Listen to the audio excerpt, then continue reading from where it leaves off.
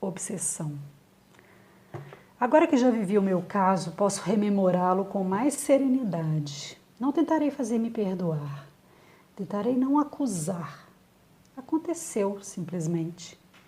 Não me recordo com nitidez de seu início. Transformei-me. Independente de minha consciência, e quando abri os olhos, o veneno circulava irremediavelmente no meu sangue, já antigo no seu poder. É necessário contar um pouco sobre mim antes do meu contato com Daniel. Apenas assim conhecer-se-á o terreno em que suas sementes foram jogadas. Embora não acreditasse que se pudesse compreender inteiramente por que as sementes resultaram em tão tristes frutos, sempre fui sossegada e nunca dei provas de possuir os elementos que Daniel desenvolveu em mim. Nasci de criaturas simples, instruídas naquela sabedoria que se adquire pela experiência e se adivinha pelo senso comum. Vivemos de minha infância até meus 14 anos numa boa casa de Arrabalde, onde eu estudava, brincava e movia-me despreocupadamente sob os olhares benevolentes de meus pais. Até que um dia em mim descobriram uma mocinha, abaixaram meu vestido, fizeram-me usar novas peças de roupa e consideraram-me quase pronta. Aceitei a descoberta e suas consequências sem grande alvoroço. Do mesmo modo distraído como estudava, passeava, lia e vivia. Mudamos-nos para uma casa mais próxima da cidade, num bairro cujo nome, juntamente com outros detalhes posteriores, silenciarei. Lá eu teria oportunidade de conhecer rapazes e moças, dizia mamãe. Realmente fiz depressa algumas amizades com minha alegria amena e fácil. Consideravam-me bonitinha e meu corpo forte, minha pele clara causavam simpatia. Quanto aos meus sonhos, nessa idade tão cheia deles, os de uma jovem qualquer, casar, ter filhos e finalmente ser feliz. Desejo que eu não precisava bem e confusamente enquadrava nos fins dos 1000 romances que lera, sem me contagiar com seu romanticismo. Eu apenas esperava que tudo corresse bem, embora nunca me tomasse de contentamento se assim sucedia. Aos 19 anos encontrei Jaime. Casamo-nos e alugamos um apartamento bonito, bem mobiliado, vivemos 6 anos juntos, sem filhos. E eu era feliz. Se alguém me perguntava, eu afirmava acrescentando não sem um pouco de perplexidade. E por que não? Jaime foi sempre bom para mim.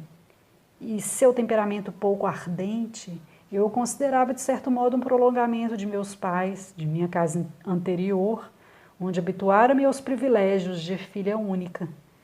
Vivia facilmente, nunca dedicava um pensamento mais forte a qualquer assunto. E como a poupar-me ainda mais, não acreditava inteiramente nos livros que lia. Eram feitos apenas para distrair, pensava eu. Às vezes, melancolia sem causa escurecia-me o rosto. Uma saudade morna e incompreensível de épocas nunca vividas me habitava. Nada romântica. Afastava-as logo como um sentimento inútil que não se liga às coisas realmente importantes. Quais? Não as definia bem. E englobava-as na expressa ambígua. Coisas da vida. Jaime, eu, casa, mamãe. Por outro lado, as pessoas que me cercavam moviam-se tranquilas, a testa lisa, sem preocupações, num círculo onde o hábito há muito alargara caminhos certos, onde os fatos explicavam-se razoavelmente por causas visíveis e os mais extraordinários se ligavam, não por misticismo, mas por comodismo, a Deus.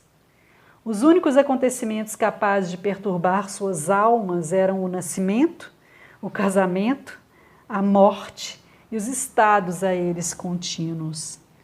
Ou engano-me e, na minha feliz cegueira, não sabia enxergar mais profundamente?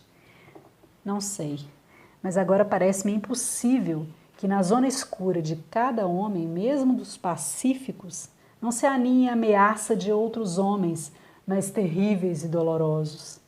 Se aquela vaga insatisfação vinha me inquietar, eu, sem saber explicá-la e habituada a conferir um nome claro a todas as coisas, não admitia, ou atribuía indisposições físicas. Além disso, a reunião de domingo em casa de meus pais, junto às primas, vizinhos, qualquer bom e animado jogo, reconquistavam-me rapidamente e repunham-me na estrada larga, de novo caminhar entre a multidão dos de olhos fechados. Noto agora que certa apatia, mais do que paz, acinzentava meus atos e meus desejos. Lembro-me que Jaime dissera uma vez um pouco emocionado: se nós tivéssemos um filho, respondi desatenta, para quê?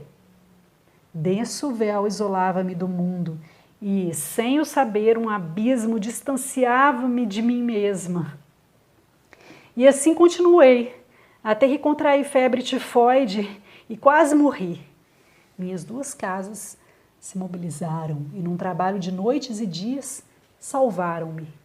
A convalescença veio me encontrar magra e pálida, sem gosto para nada do mundo. Mal me alimentava, irritava-me com simples palavras. Passava o dia recostada sobre o travesseiro, sem pensar, sem me mover, presa por anormal e doce languidez. Não afirmo com segurança que esse estado tenha favorecido uma influência mais fácil de Daniel. Imagino antes que forçava minha fraqueza para conservar as pessoas ao redor de mim, como na fase da doença. Quando Jaime chegava do trabalho, meu ar de fragilidade acentuava-se propositalmente. Não planejara assustá-lo, mas conseguiu. E um dia, em que eu até já esquecera minha atitude de convalescente, comunicaram-me que eu passaria 2 meses em Belo Horizonte, onde o bom clima e o novo ambiente me fortificariam. Não houve apelação. Jaime para lá me conduziu num trem noturno, arranjou-me uma boa pensão e partiu, deixando-me sozinha, sem o que fazer, subitamente lançado numa liberdade que eu não pedira e da qual não sabia me utilizar. Talvez tenha sido o começo. Fora de minha órbita, longe das coisas como que nascidas comigo, senti-me sem apoio, porque afinal nem as noções recebidas haviam criado raízes em mim. Tão superficialmente eu vivia. O que até então me sustentara não eram convicções, mas as pessoas que as possuíam.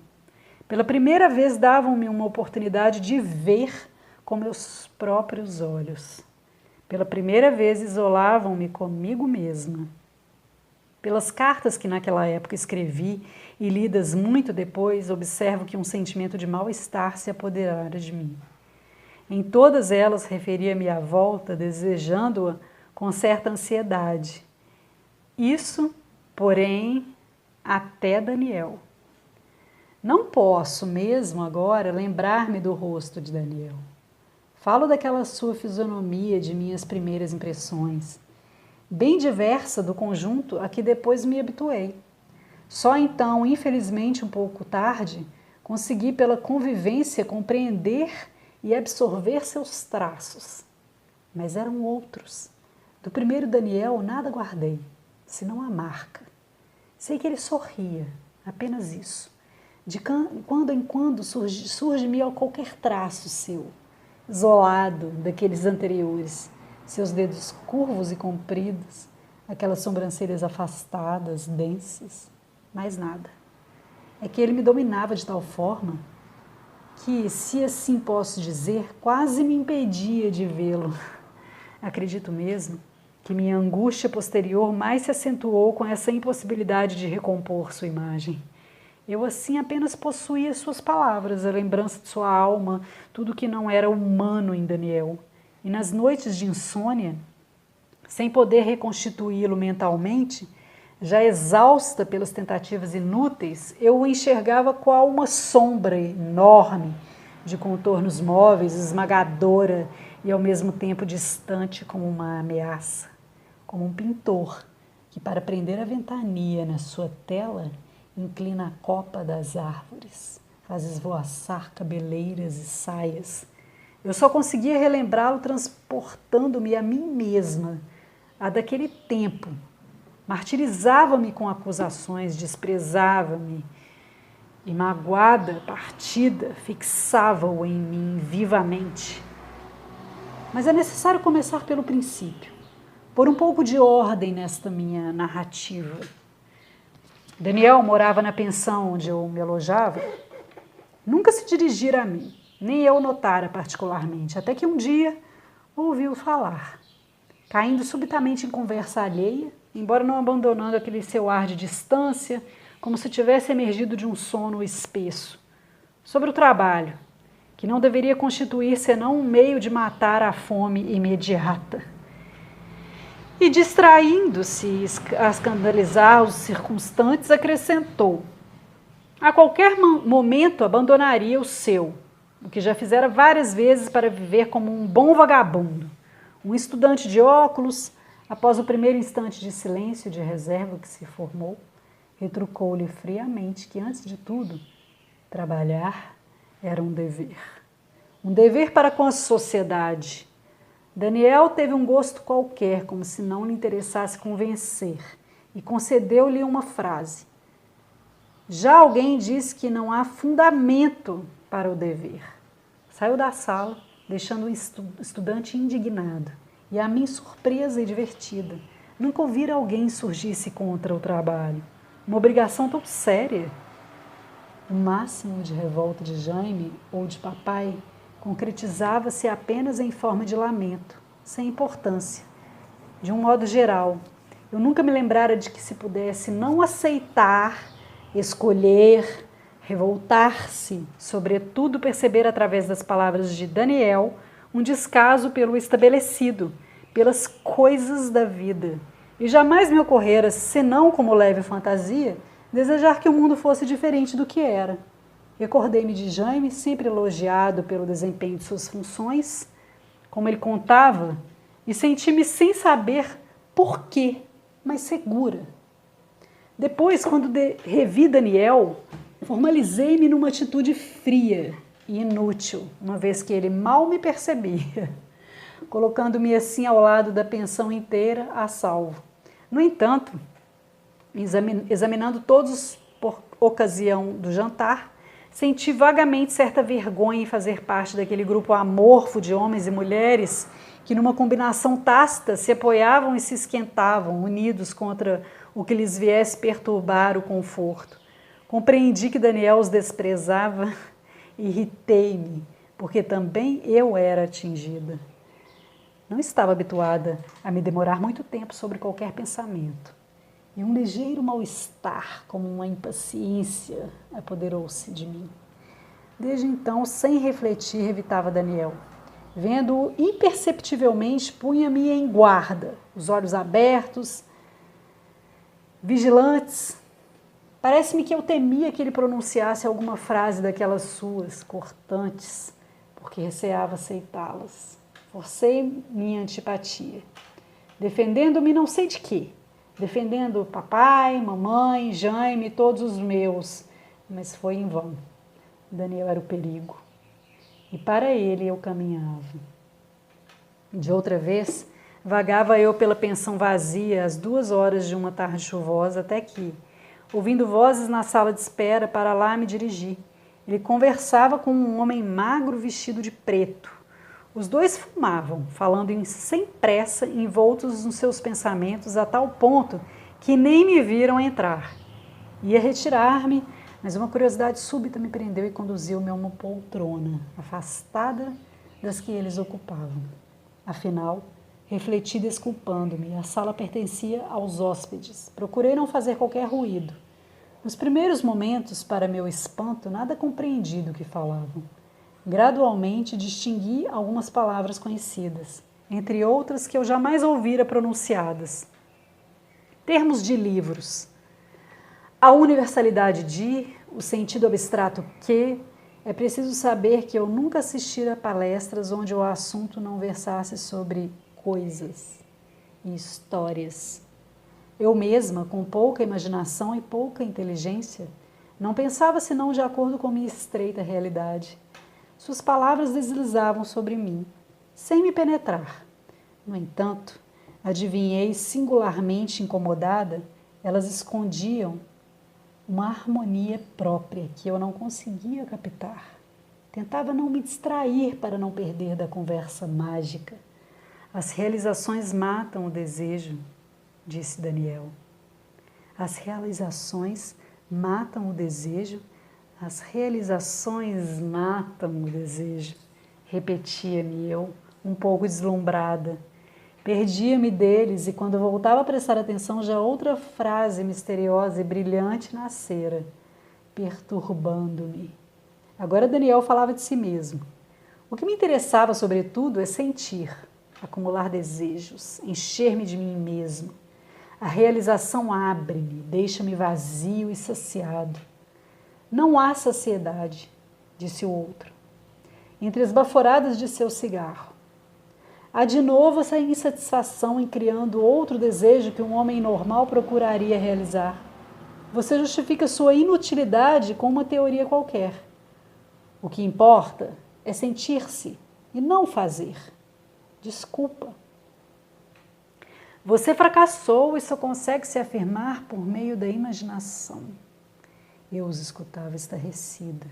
Surpreendia-me não só a conversa, como o plano em que ela se apoiava. Qualquer coisa longe da verdade de todos os dias, mas misteriosamente melódica, tocando, adivinhava, em outras verdades desconhecidas para mim. Eu surpreendia-me também vê-los se atacarem com palavras pouco amáveis, que ofenderiam qualquer outra pessoa, mas que eram por eles recebidas sem atenção, como se não soubessem o que significava honra, por exemplo. E, sobretudo, pela primeira vez, eu, até então profundamente adormecida, vislumbrava ideias. A inquietação que as primeiras conversas com Daniel me produziram nascia como de uma certeza de perigo. Um dia cheguei a explicar-lhe que ao pensamento desse perigo se ligavam expressões lidas em livros, com a pouca atenção que eu geralmente concedia a tudo e que agora me luziam na memória. Fruto do mal. Quando Daniel disse-me que eu falava da Bíblia, tomei-me do terror de Deus, mesclado, no entanto, a uma curiosidade forte e vergonhosa como a de um vício. Por isso tudo, a minha história é difícil de ser elucidada, separada em seus elementos. Até onde foi o meu sentimento por Daniel? Uso esse termo geral por não saber exatamente qual era o seu conteúdo. E onde começava o meu despertar para o mundo, tudo se entrelaçou, confundiu-se dentro de mim. E eu não saberia precisar se meu desassossego era o desejo de Daniel ou a ânsia de procurar o novo mundo descoberto, porque despertei simultaneamente mulher e humana. Talvez Daniel tenha agido apenas como instrumento, talvez meu destino fosse mesmo o que segui, o destino dos soltos na terra, dos que não medem suas ações pelo bem e pelo mal.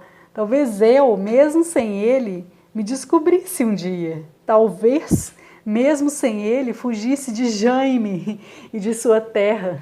Que sei eu? Escutei-os há cerca de 2 horas. Meus olhos fixos doíam em minhas pernas, na imobilidade, ficaram dormentes. Quando Daniel olhou-me, disse-me mais tarde que a gargalhada que deu e que tanto me feriu a ponto de me fazer chorar fora causada pela exaltação em que se achava há dias e, sobretudo, pelo meu lamentável aspecto.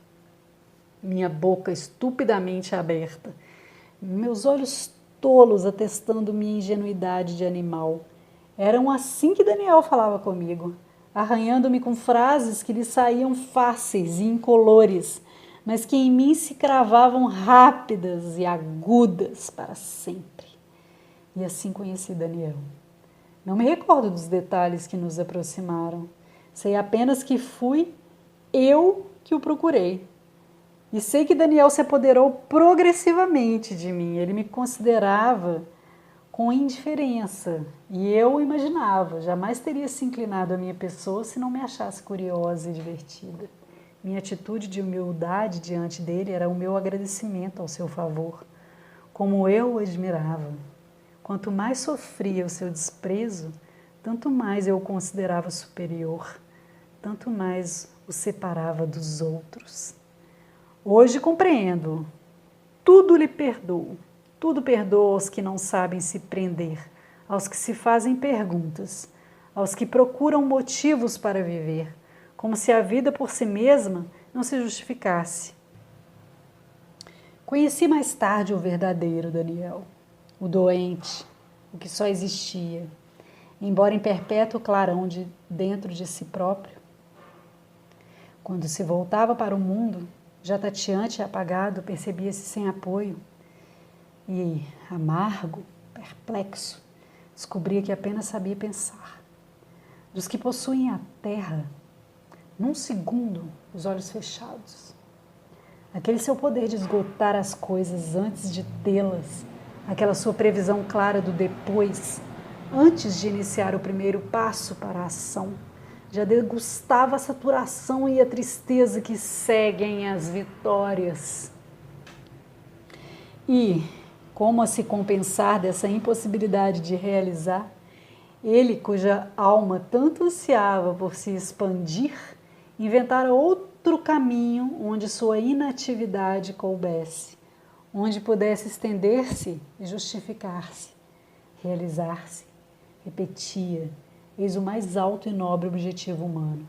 Realizar-se seria abandonar a posse e a realização de coisas para possuir-se a si mesmo. Desenvolver seus próprios elementos, crescer dentro de seus contornos, fazer sua música e ele mesmo ouvi-la. Como se necessitasse de tal programa. Tudo nele atingia naturalmente o máximo, não na objetivação, mas num estado de capacidade, de exaltação de forças, de que ninguém se beneficiava e que era por todos, além dele, ignorado. E esse estado era o seu auge. Assemelhava-se ao que precederia uma realização e ele ardia por alcançá-lo, sentindo-se, quanto mais sofria, mais vivo, mais castigado, quase satisfeito. Era a dor da criação, sem a criação embora. Porque quando tudo se diluía, apenas na sua memória restava algum vestígio. Nunca se concedia longo repouso, apesar da esterilidade dessa luta e por mais extenuante que fosse.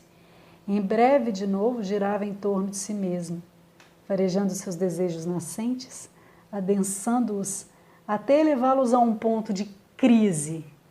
Quando conseguia, vibrava no ódio, na beleza ou no amor, e sentia-se quase pago. Tudo servia-lhe de partida. Um pássaro que voava lhe lembrava terras desconhecidas, fazia respirar seu velho sonho de fuga.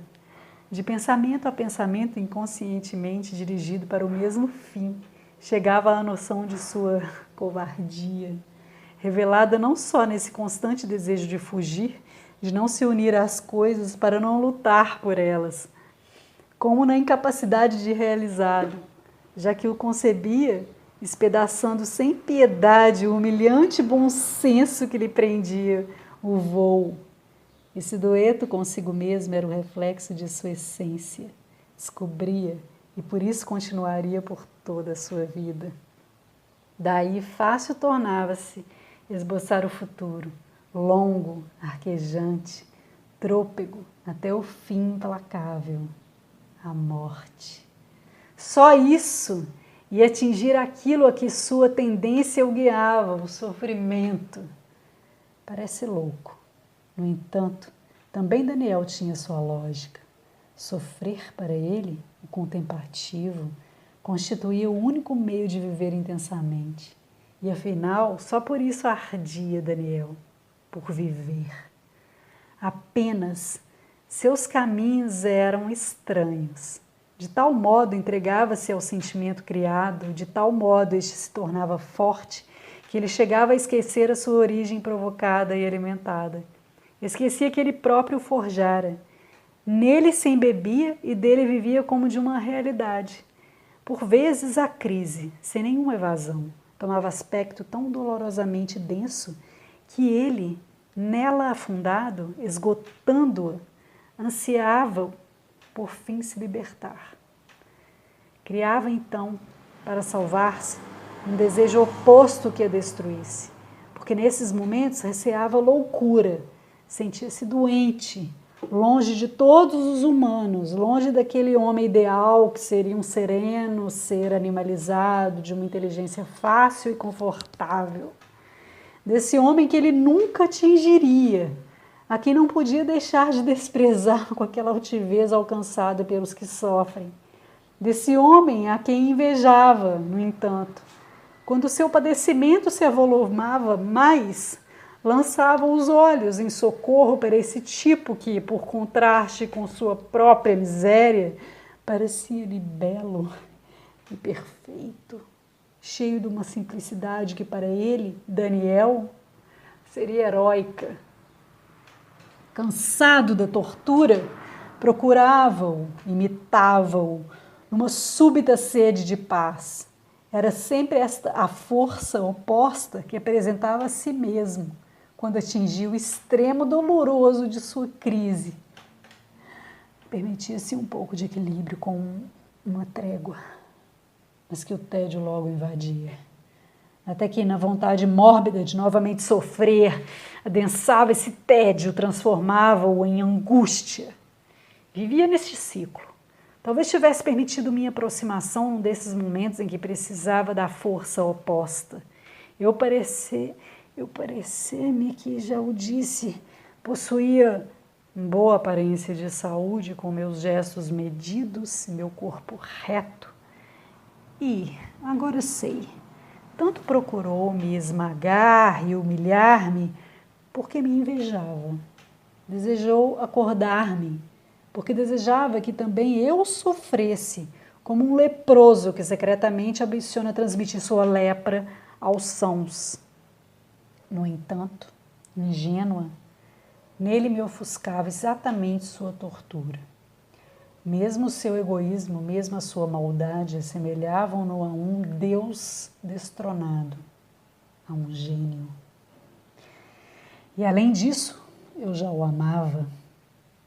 Hoje tenho pena de Daniel, depois de ter me sentido desamparada, sem saber o que fazer de mim, não desejando continuar o mesmo passado de calma e de morte, e não conseguindo o hábito do conforto dominar um futuro diferente.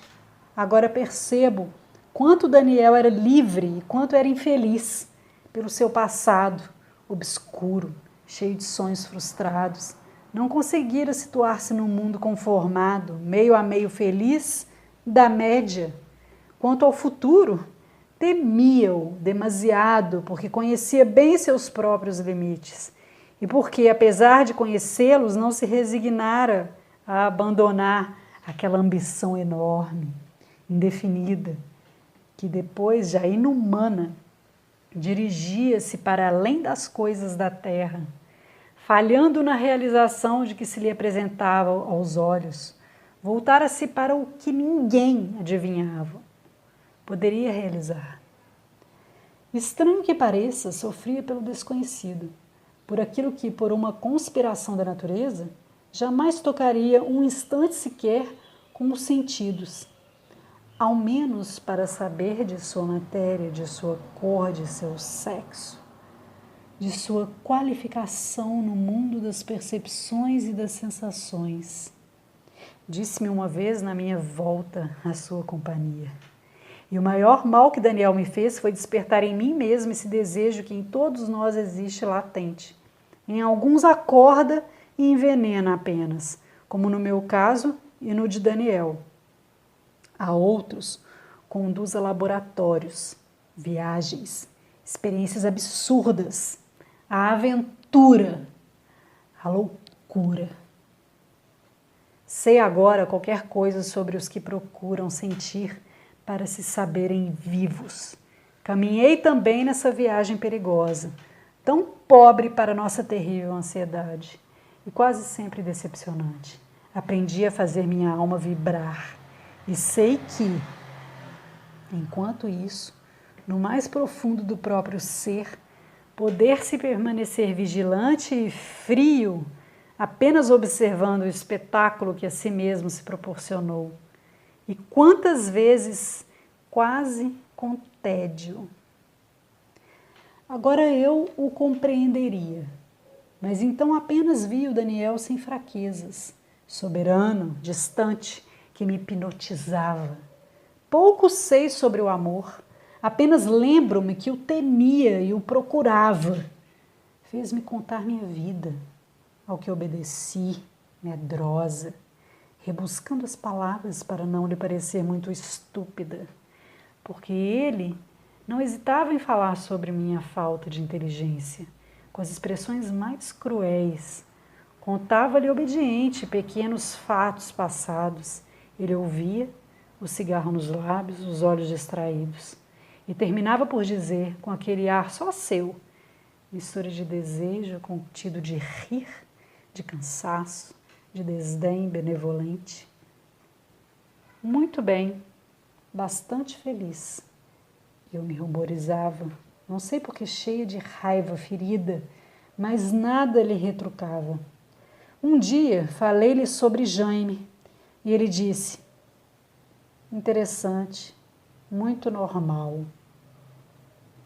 Oh, e as palavras são comuns, mas o modo pelo qual elas eram pronunciadas revolucionavam-me, envergonhavam-me no que eu tinha mais de oculto. Cristina, você sabe que vive? Cristina, é bom ser inconsciente? Cristina, você nada quer, não é mesmo? E eu chorava depois, mas voltava a procurá-lo, porque começava a concordar com ele e secretamente esperava que se dignasse iniciar-me no seu mundo. E como sabia humilhar-me, chegou a estender suas garras a Jaime, a todos os meus amigos, amassando-os como algo desprezível. Não sei o que, desde o início, impediu minha revolta. Não sei. Apenas recordo-me de que para o seu egoísmo era um prazer dominar e que eu fui fácil. Um dia, vi-o animar-se subitamente como se a inspiração lhe parecesse a um tempo feliz e cômica. Cristina, você quer que eu a acorde? E antes que eu pudesse rir, jamais me observava balançar com a cabeça concordando. Começaram então os passeios estranhos e reveladores, aqueles dias que me marcaram para sempre. Ele mal concederia olhar-me, fazia-me perceber se não tivesse resolvido me transformar. Louco quanto pareça, ele repetia várias vezes: queria transformar-me, soprar no meu corpo um pouco de veneno, do bom e terrível veneno. Iniciou-se minha educação. Ele falava, eu ouvia. Soube de vidas negras e belas, soube do sofrimento e do êxtase dos privilegiados pela loucura. Medite sobre eles, você, com o seu feliz meio termo. E eu pensava, horrorizava-me o mundo novo que a voz persuasiva de Daniel fazia me vislumbrar. A mim que sempre fora uma quieta ovelha, horrorizava-me, porém, já me atraía com a força aspirante de uma queda. Prepara-se para sentir comigo. Ouça esse trecho com a cabeça jogada para trás, os olhos entrefechados, os lábios abertos. Eu fingia rir, fingia obedecer por brincadeira, como a desculpar-me perante os amigos de outrora, perante os meus próprios olhos, por admitir tamanho julgo. Nada, porém, era mais sério para mim. Ele, impassível, retocando-me como para um ritual, insistia grave. Mais langor no olhar, as narinas mais leves, prontas para absorver profundamente. Eu obedecia, e sobretudo obedecia procurando não descontentá-lo em coisa alguma, entregando-me às suas mãos e pedindo perdão por não lhe dar mais. E porque nada me pedia, nada do que eu não mais hesitaria em lhe oferecer. Ainda mais caía na certeza de minha inferioridade e de nossa distância. Mas abandono, desde que minha voz seja o seu pensamento. Eu ouvia. Para os que jazem encarcerados, não apenas nas prisões, interrompia Daniel. As lágrimas formam parte da experiência cotidiana. Dia sem lágrimas é dia em que o coração está endurecido, não um dia em que o coração é feliz. Visto que o segredo da vida é sofrer. Esta verdade está contida em todas as coisas. E aos poucos realmente eu entendia. Aquela voz lenta terminou por arder na minha alma, revolvendo-a profundamente. Caminhara longos anos pelas grutas e de repente descobri a radiosa saída para o mar. Sim, gritei-lhe uma vez, mal respirando. Eu sentia. Ele apenas sorriu, ainda não contente. No entanto, era verdade. Eu, tão simples e primitiva, que jamais desejara qualquer coisa com intensidade, eu, inconsciente e alegre, porque possuía um corpo alegre, de repente despertava. Que vida escura tivera até então. Agora eu renascia, vivamente, na dor, nessa dor que dormia quieta, cega, no fundo de mim mesma. Tornei-me nervosa, agitada, mas inteligente. Os olhos sempre inquietos, quase não dormia. Jaime veio me visitar, passar 2 dias comigo. Ao receber seu telegrama, empalideci. Andei como tonta, pensando num meio de não deixar Daniel vê-lo. Eu tinha vergonha de Jaime.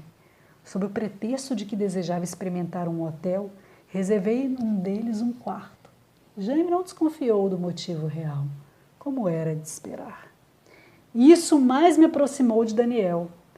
Ansiava longínquamente que meu marido reagisse por mim, me retirasse daquelas mãos loucas, receava não sei o quê.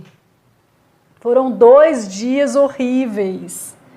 Odiava-me porque me envergonhava de Jaime e, no entanto, fazia o possível para com ele esconder-me nos lugares onde Daniel não nos visse. Quando ele partiu, finalmente entrei aliviada e desamparada. Concedi-me 1 hora de descanso antes de voltar para Daniel. Tratava de adiar o perigo, mas nunca me ocorrera fugir. Confiava em que antes de minha partida, Daniel me quisesse. No entanto, a notícia de que mamãe estava doente veio me chamar para o Rio antes desse dia. Eu devia partir. Falei com Daniel. Mais uma tarde, e talvez nunca mais nos vejamos, arrisquei medrosa. Ele riu baixinho. Certamente você voltará. Tive a nítida impressão de que ele tentava sugerir-me a volta, como uma ordem. Dissera-me um dia, as almas fracas, como você, são facilmente levadas a qualquer loucura, com um olhar apenas por almas fortes como a minha. No entanto, cega que estava, alegrei-me com este pensamento. E esquecendo ele próprio, já afirmara sua indiferença por mim? Agarrei-me a essa possibilidade. Se me sugere que eu o procure um dia, não é porque me quer? Perguntei-lhe tentando sorrir. Voltar? Por quê? Sua educação ainda não está completa. Caí em mim mesma, num desânimo pesado que me deixou laça e vazia por uns momentos. Sim, era forçoso reconhecer, ele jamais se perturbara sequer com a minha presença. Mas, de novo, aquela sua frieza, como que me excitava, engrandecia-o aos meus olhos. Numa daquelas exaltações súbitas que haviam se tornado frequentes em mim, desejei ajoelhar-me perto dele, rebaixar-me, adorá-lo. Nunca mais Nunca mais. Pensei, assustada. Temi não suportar a dor de perdê-lo. Daniel, disse-lhe baixo. Ele ergueu os olhos e, diante de meu rosto angustiado, entrefechou-os, analisando-me, compreendendo-me. Houve um longo minuto de silêncio. Eu esperava e tremia. Sabia que esse instante era o primeiro realmente vivo entre nós, o primeiro que nos ligava indiretamente. Aquele momento me separava de súbito de todo o meu passado. E numa singular previsão, adivinhei que ele se destacaria como um ponto vermelho sobre todo o decorrer de minha vida. Eu o esperava, e na expectativa, todos os sentidos aguçados, eu desejaria imobilizar todo o universo, temendo que uma folha se movesse, que alguém nos interrompesse, que minha respiração, um gesto qualquer quebrasse o feitiço do momento, desvanecesse-o e fizesse-nos cair novamente na distância e no vácuo das palavras. O sangue latejava-me surdamente nos pulsos, no peito, na testa. As mãos geladas e úmidas, quase insensíveis. Minha ansiedade deixava-me numa tensão extrema, como pronta para me atirar no sorvedouro, como pronta para enlouquecer. A um pequeno movimento de Daniel, explodi quase num grito, como se ele me tivesse sacudido com violência. E se eu voltar? Recebeu a frase com desagrado, como sempre, em que minha intensidade de animal chocava. Fixou os olhos em mim e progressivamente seus traços se transformaram. Enrubesci. A constante preocupação de atingir seus pensamentos não me concedera o poder de penetrar nos mais importantes, mas adestrar a minha intuição quanto aos menores. Eu sabia que para Daniel se apiedar de mim, eu deveria estar ridícula. Nem a fome, nem a miséria de alguém comoviam-no mais do que a falta de estética. Os cabelos soltos, úmidos de suor, caíam-me sobre o rosto, afogueado, e a dor a que minha fisionomia, durante longos anos calma, ainda não se habituara, deveria torcer minhas feições e prestar-lhe alguma nota grotesca. No momento mais grave de minha vida, eu estava ridícula. Dizia-me o olhar penalizado de Daniel. Ficou em silêncio. E como após uma longa explicação apresentou a voz lenta e serena. E além disso, você me conhece mais do que seria preciso para viver comigo. Já falei muito. Pausa. Acendeu o cigarro sem pressa. Olhou-me bem no fundo dos olhos e, num meio sorriso, concluiu: eu a odiaria no dia em que nada mais tivesse a lhe dizer. Fora já bastante pisada para não me sentir ferida. Era a primeira vez, porém, que ele me recusava claramente, a mim, meu corpo, tudo o que eu possuía e que lhe oferecia de olhos fechados. Aterrorizada com minhas próprias palavras, que me arrastavam independentes de mim, prossegui com humildade, tentando agradá-lo. Responderá, ao menos, as minhas cartas? Ele teve um imperceptível movimento de impaciência, mas respondeu-me a voz controlada, amenizada: não, o que não impede que você me escreva. Antes de me retirar, beijou-me nos lábios, sem que minha inquietação se apaziguasse, porque fazia-o por mim, e o meu desejo era que ele sentisse prazer, que se humanizasse, se humilhasse. Mamãe curou-se depressa e eu voltara para Jaime, definitivamente. Retomei a vida anterior. No entanto, movia-me como uma cega, numa espécie de sonolência que apenas sacudia de mim enquanto eu escrevia a Daniel. Nunca recebi palavra sua. Nada aguardava mais. E continuava a escrever. Às vezes, meu estado se agravava e cada instante tornava-se doloroso como uma pequena flecha que se cravasse no meu corpo. Pensava em fugir, em correr para Daniel. Caía numa febre de movimentos que em vão procurava disciplinar em trabalhos caseiros para não despertar a atenção de Jaime, da criada.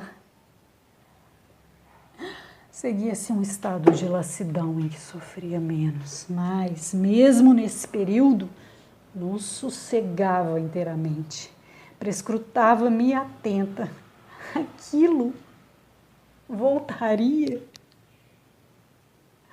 Referia-me à tortura com palavras vagas, como se deste modo a afastasse. Em momentos de maior lucidez, lembrava-me de que ele me dissera um dia: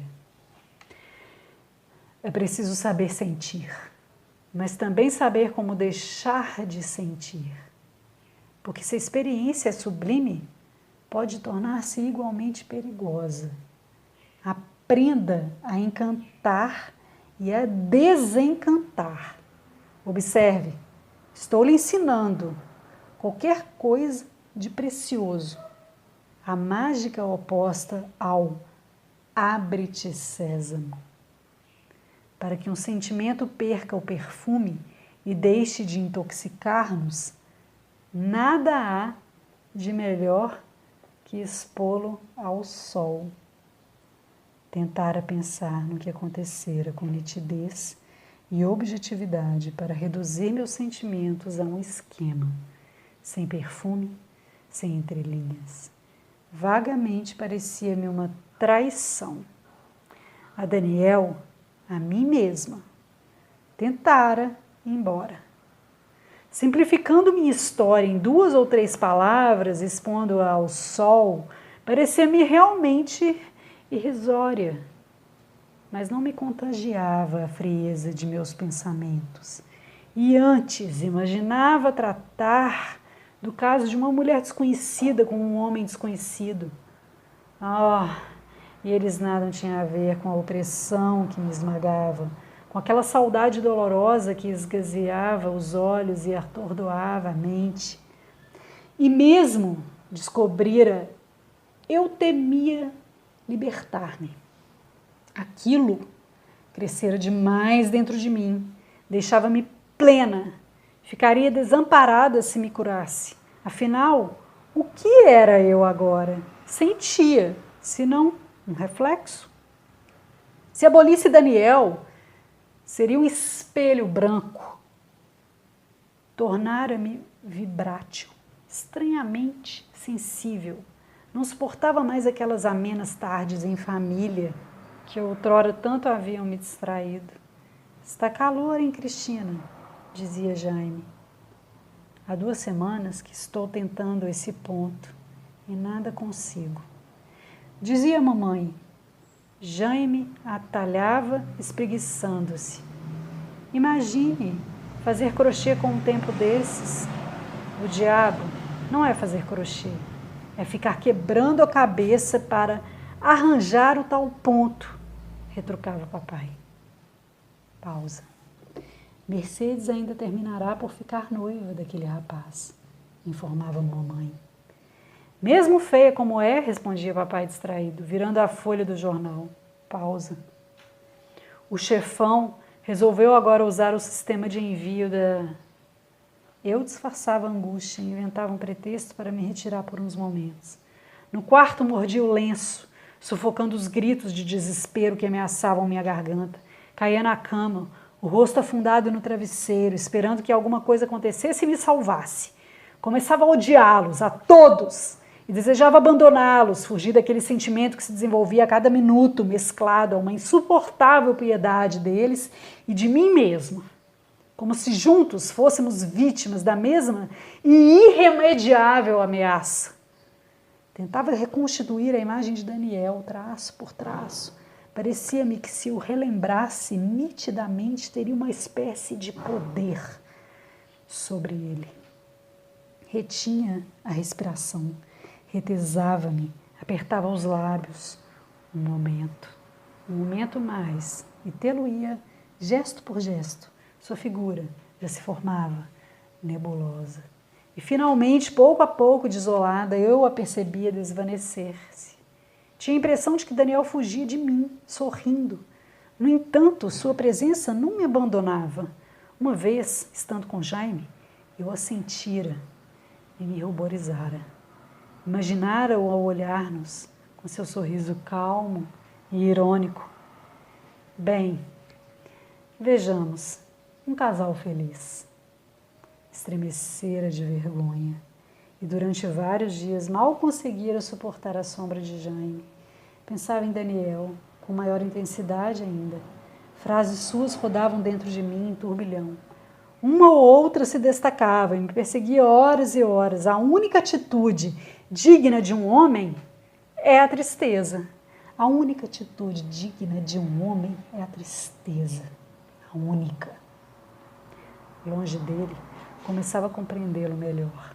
Lembrava-me de que Daniel não sabia mesmo rir. Às vezes, quando eu dizia qualquer coisa engraçada e se o surpreendia distraído, via seu rosto como que se partir, numa careta que contrariava aquelas rugas nascidas apenas da dor e da meditação. Um tempo infantil e cínico, indecente quase, como se ele estivesse fazendo algo proibido, como se estivesse enganado, furtando-se a alguém. Eu não suportava olhá-lo nesses raros instantes. Abaixava a cabeça, vexada, cheia de uma piedade que me fazia mal. Realmente ele não sabia ser feliz. Talvez nunca lhe tivesse ensinado, quem sabe.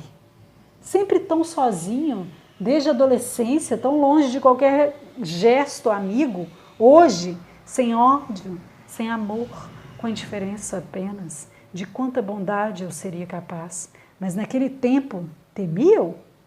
Sentia apenas que ele surgisse a qualquer momento, um gesto seu faria com que eu seguisse para sempre.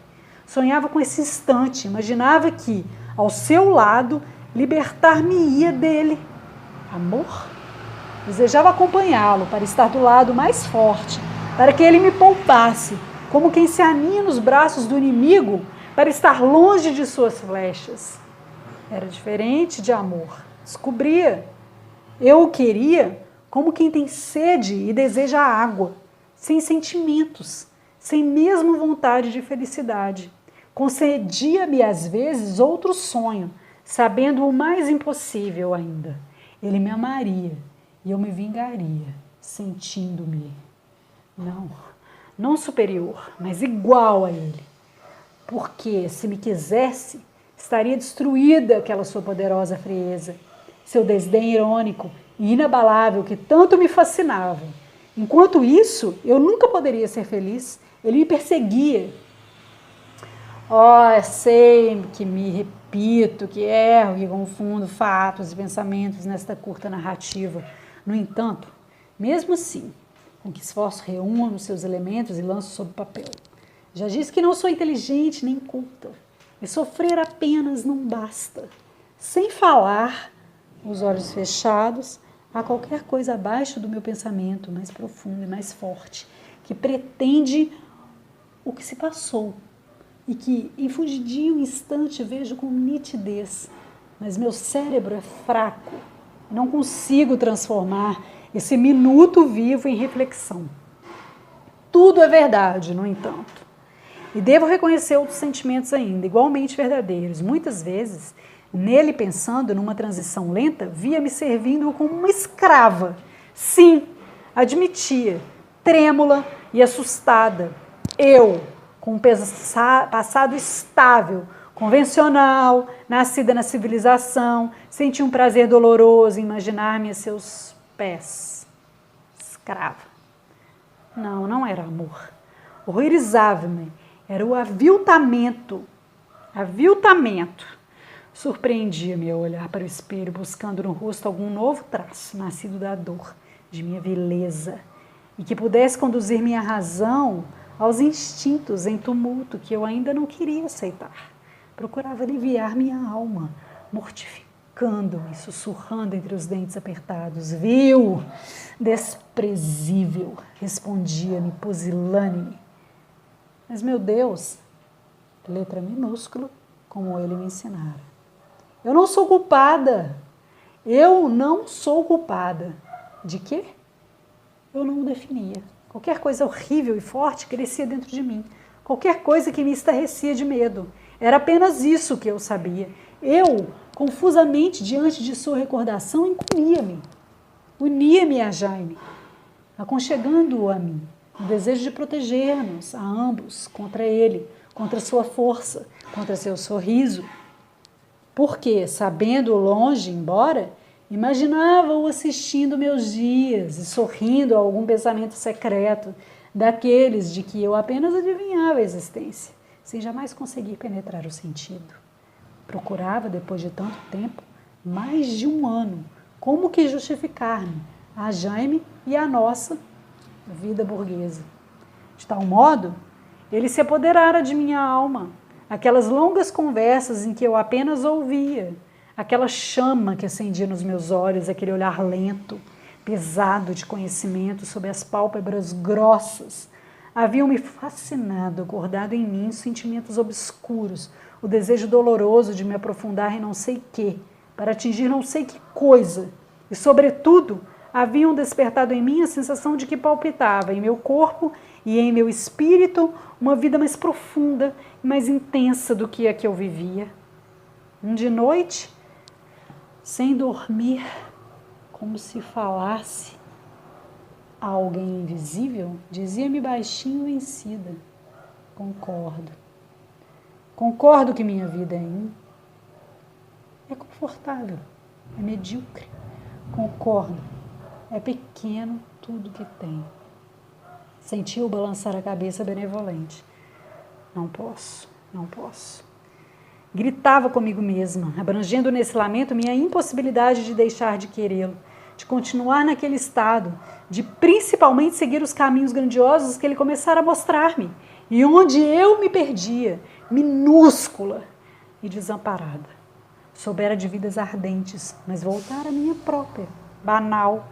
Ele me deixara entrever o sublime, o ar dos outros. Continuamos